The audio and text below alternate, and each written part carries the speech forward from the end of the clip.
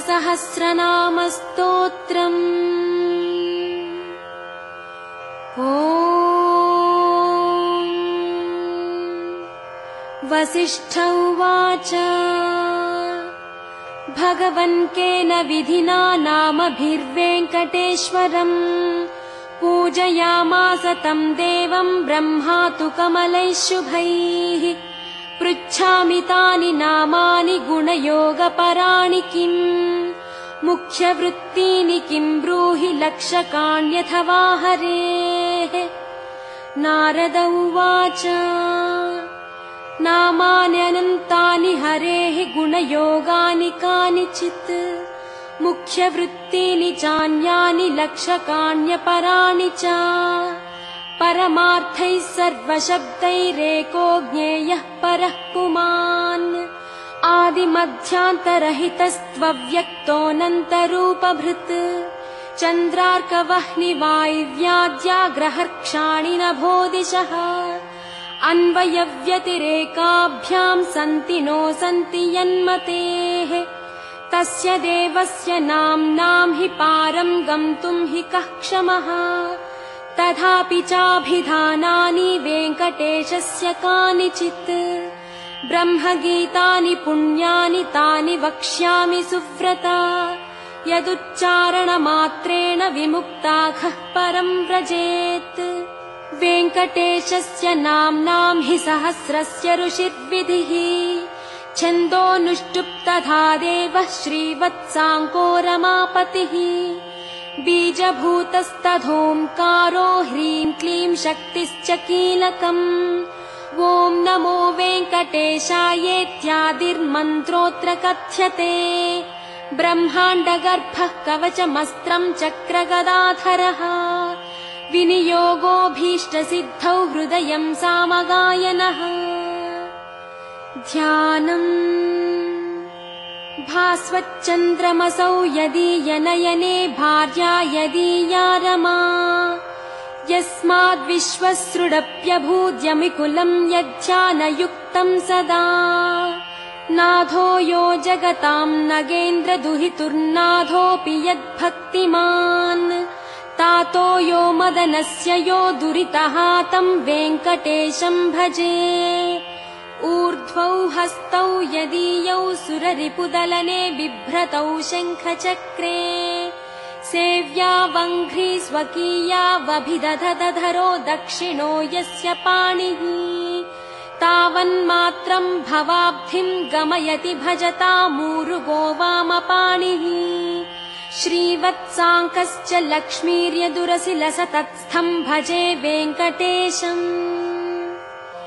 इति ध्यायन् वेङ्कटेशं श्रीवत्साङ्कं रमापतिम्।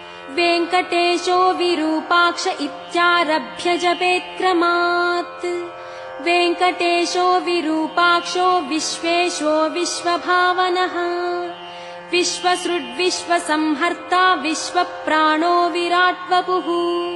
शेषाद्रिनिलयो शेषभक्तदुःखप्रणाशनः। शेषस्तुत्यः शेषशायी विशेषज्ञो विभुस्वभूः। विष्णुर्जिष्णुश्च वर्धिष्णुरुत्सहिष्णुः सहिष्णुकः। भ्राजिष्णुश्च ग्रसिष्णुश्च वर्तिष्णुश्च भरिष्णुकः। कालयन्ता कालगोप्ता कालः कालान्तकोऽखिलः। कालगम्यः कालकण्ठवन्द्यः कालकलेश्वरः। शम्भुः स्वयम्भूरम्भो जनाभिस्तम्भितवारिधिः। अम्भोधिनन्दिनी जानिः शोणाम्भोजपदप्रभः।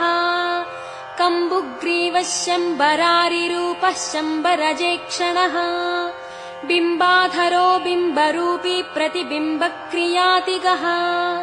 गुणवान् गुणगम्यश्च गुणातीतो गुणप्रियः। दुर्गुणध्वंसकृत् सर्वसुगुणो गुणभासकः। परेशः परमात्मा च परं ज्योतिः परागतिः। परं पदं वियद्वासाः पारम्पर्यशुभप्रदः। ब्रह्माण्डगर्भो ब्रह्मण्यो ब्रह्मसृड्ब्रह्मबोधितः। ब्रह्मस्तुत्यो ब्रह्मवादी ब्रह्मचर्यपरायणः। सत्यव्रतार्थसन्तुष्टः सत्यरूपी च शाङ्गवान् सोमकप्राणहारी च नीताम् नायोऽब्धिसञ्चरः देवासुरवरस्तुत्यः पतन्मन्दरधारकः धन्वन्तरिः कच्छपाङ्गः पयोनिधिविमन्थकः अमरामृतसन्धाता धृतसम्मोहिनी वपुः हरमोहकमायावी रक्षः सन्दोहभञ्जनः हिरण्याक्षविदारी च यज्ञो यज्ञविभावनः यज्ञीयोर्वी समुद्धर्ता लीलाक्रोडः प्रतापवान् दण्डकासुरविध्वंसी वक्रदंष्ट्रः क्षमाधरः गन्धर्वशापहरणः पुण्यगन्धो विचक्षणः करालवक्त्रः सोमार्कनेत्रः षड्गुणवैभवः श्वेतघोणीघूर्णितभ्रूः घुर्घुरध्वनिविभ्रमः द्राघीयान्नीलकेशी च जाग्रदम्बुजलोचनः घृणावान् घृणिसम्मोहो महाकालाग्निदीधितिः ज्वालाकरालवदनो महोल्काकुलवीक्षणः सटा निर्भिन्नमेघौघो दंष्ट्रारुव्याप्तदिक्तटः उच्छ्वासाकृष्टभूतेशो निःश्वासत्यक्तविश्वसृट् अन्तर्भ्रमज्जगद्गर्भोऽनन्तो ब्रह्मकपालहृत् उग्रो वीरो महाविष्णुर्ज्वलनः सर्वतोमुखः नृसिंहो भीषणो भद्रो मृत्युः सनातनः सभास्तम्भोद्भवो भीमः शिरोमाली महेश्वरः द्वादशादित्यचूडालः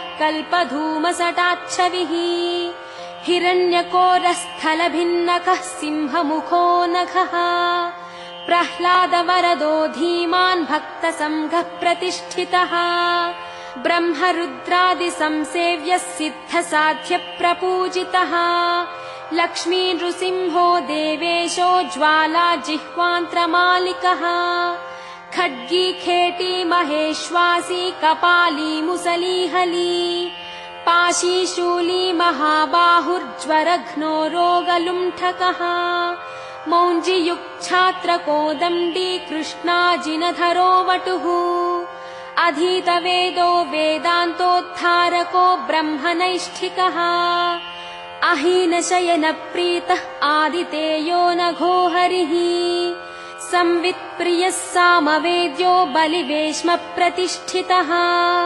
बलिक्षालितपादाब्जो विन्ध्यावलिविमानितः त्रिपादभूमिस्वीकर्ता विश्वरूपप्रदर्शकः धृतत्रिविक्रमः स्वाङ्घ्रिनखभिन्नाण्डकर्परः पज्जातवाहिनीधारा पवित्रितजगत्त्रयः विधिसम्मानितः पुण्यो दैत्ययोद्धा जयोर्जितः सुरराज्यप्रदः शुक्रमदहृत्सुगतीश्वरः जामदग्न्यः कुठारी च कार्तवीर्यविदारणः रेणुकायाः शिरोहारी दुष्टक्षत्रियमर्दनः वर्चस्वी दानशीलश्च धनुष्मान् ब्रह्मवित्तमः अत्युदग्रः समग्रश्च न्यग्रोधो दुष्टनिग्रहः रघुवंशसमुद्भूतो राघवो भरताग्रजः कौसल्यातनयो रामो विश्वामित्रप्रियङ्करः ताटकारिः सुबाहुघ्नो बलातिबलमन्त्रवान् अहल्याशापविच्छेदी प्रविष्टजनकालयः स्वयंवरसभासंस्थ ईशचापप्रभञ्जनः जानकी परिणेता च जनकाधीश संस्तुतः जमदग्नितनूजात योद्धा योध्याधिपाग्रणीः पितृवाक्यप्रतीपालस्त्यक्तराज्यः स लक्ष्मणः ससीतश्चित्रकूटस्थो भरताहितराज्यकः काकदर्पप्रहर्ता च दण्डकारण्यवासकः पञ्चवट्याम् विहारी च स्वधर्मपरिपोषकः विराधहागस्य मुख्यमुनिसम्मानितः पुमान् इन्द्रचापधरः खड्गधरश्चाक्षयसायकः खरान्तको दूषणारिस्त्रिशिरस्करिपुर्वृषः ततः शूर्पणखानासाच्छेत्तावल्कलधारकः जटावान् पर्णशालास्थो मारीचबलमर्दकः पक्षिराट्कृतसंवादो रवितेजा महाबलः शबर्यानीतफलभुक् हनूमत्परितोषितः सुग्रीवाभयदो दैत्यकायक्षेपणभासुरः सप्ततालसमुच्छेत्ता वालिहृत्कपि संवृतः वायुसूनिकृतासेवस्त्यक्तपम्पः कुशाननः उदन्वत्तीरगः शूरो विभीषणवरप्रदः सेतुकृद्दैत्यः प्राप्तलङ्कोऽलङ्कारवान् स्वयम् अतिकायशिरश्छेत्ता कुम्भकर्णविभेदनः दशकण्ठशिरोध्वंसी जाम्बवत्प्रमुखावृतः जानकीशः सुराध्यक्षः साकेतेशः पुरातनः पुण्यश्लोको वेदवेद्यः स्वामितीर्थनिवासकः लक्ष्मीसरः केलिलोलो लक्ष्मीशो लोकरक्षकः देवकी गर्भसम्भूतो यशोदेक्षणलालितः वसुदेवकृतस्तोत्रो नन्दगोपमनोहरः चतुर्भुजः कोमलाङ्गो गदावान् नीलकुन्तलः पूतना प्राणसंहर्ता तृणावर्तविनाशनः गर्गारोपितनामाङ्को वासुदेवो ह्यथोक्षजः गोपिकास्तन्यपायी च बलभद्रानुजोच्युतः वयाघ्रनखभूषश्च वत्सजिद्वत्सवर्धनः क्षीरसाराशनरतो दधिभाण्डप्रमर्दनः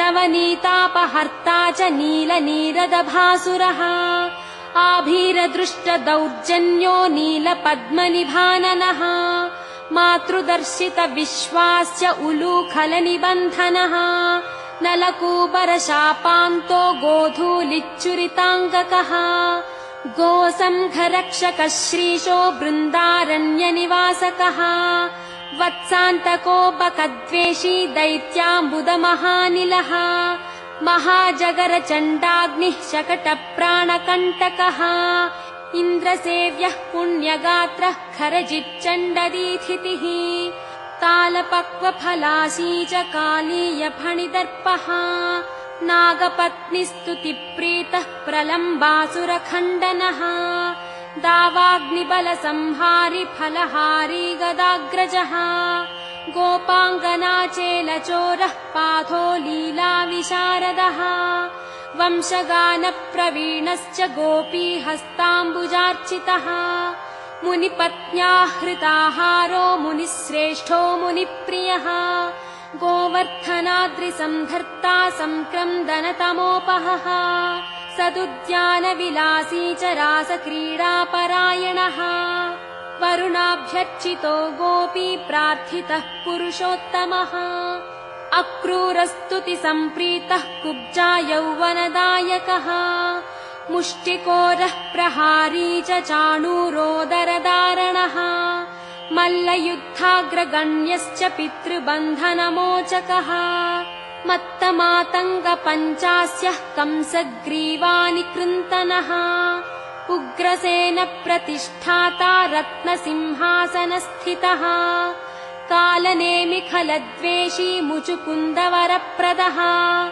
साल्वसेवितदुर्धर्ष राजस्मयनिवारणः रुक्मिगर्वापहारी च रुक्मिणीनयनोत्सवः प्रद्युम्नजनकः कामी प्रद्युम्नो द्वारकाधिपः मण्याहर्ता महामायो जाम्बवत्कृतसङ्करः जाम्बूनदाम्बरधरो गम्यो जाम्बवती विभुः कालिन्दी प्रथिता रामकेलिर्गुञ्जावतंसकः मन्दारसुमनोभास्वान् शचीशाभीष्टदायकः सत्राजिन्मानसोल्लासी सत्याजानिः शुभावहः शतदन्वहरः सिद्ध